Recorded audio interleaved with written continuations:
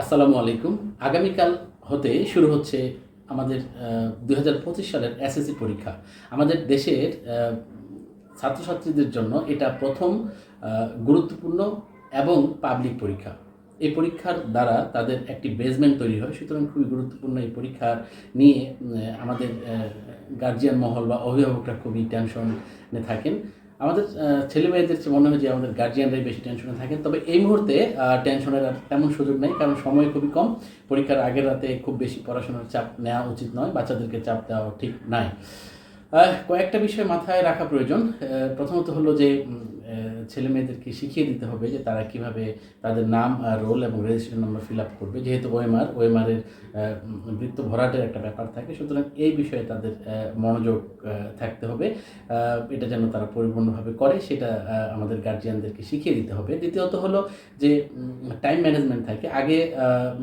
আগামীকাল পরীক্ষা দিবে হলো 19,29,000, প্রায় 20 লক্ষ মানুষ পরীক্ষা দিবে। সুতরাং এত স্টুডেন্টের মধ্যে কতজন এ প্লাস পাবে, কতজন এ প্লাস পাবে না, সেটা নিয়ে চিন্তা না করে বরং পরীক্ষাগুলো সুন্দরভাবে শেষ করাটা বেশি গুরুত্বপূর্ণ। এজন্য আপনার ছেলেকে বা আপনার মেয়েকে প্রথমেই তার প্রয়োজনীয় জিনিসগুলো তাকে শেখান। তার নাম, রোল, রেজিস্ট্রেশন নম্বরগুলো যেন সে সুন্দর করে পূরণ করে।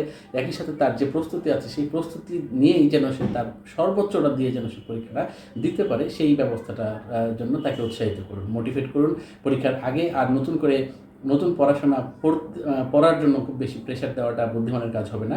সুতরাং তার যা সম্পদ আছে তা নিয়েই সে যেন তার সর্বোচ্চটা দিতে পারে, তাহলেই সে ভালো কাজ করতে পারবে, ভালো পরীক্ষার রেজাল্ট আনতে পারবে ইনশাল্লাহ।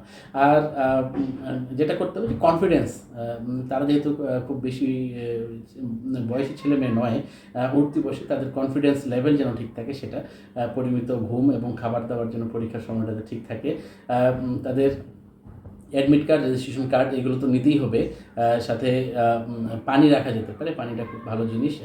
পেন্সিল, মিনিমাম 3টা কলম তাদের সাথে থাকা দরকার আছে। সময় ম্যানেজমেন্ট মানে টাইম ম্যানেজমেন্ট যেটা, সেটা খুবই গুরুত্বপূর্ণ। এই খুব সম্ভবত 30 মিনিট এমসিকিউ এবং বাকি 2.5 ঘন্টা তাদের সিকিউ অর্থাৎ ক্রিয়েটিভ কোয়েশ্চেন্সের অ্যান্সার করতে হয়, এবং সময়টা ম্যানেজ করে নিতে হবে, মেনটেন করে নিতে হবে, তাহলে তারা ভালো পরীক্ষা দিতে পারবে। পরীক্ষার টিচাররা যারা গার্ড দেন অথবা যারা ভিজিলেন্সের দায়িত্ব পালন করে, তাদের সাথে যথাসম্ভব ভালো ব্যবহার করাটাই উচিত। তাদের সাথে খুব দ্রুত রেগে না যাওয়াটা উচিত, এবং পরীক্ষার সময় বাইরে না যাওয়াটা ভালো।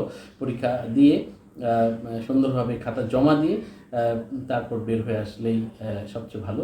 এবং শিক্ষার্থীদের জন্য বিপুল সংখ্যক শিক্ষার্থী আমাদের দেশের আগামীকাল পরীক্ষা দিচ্ছে।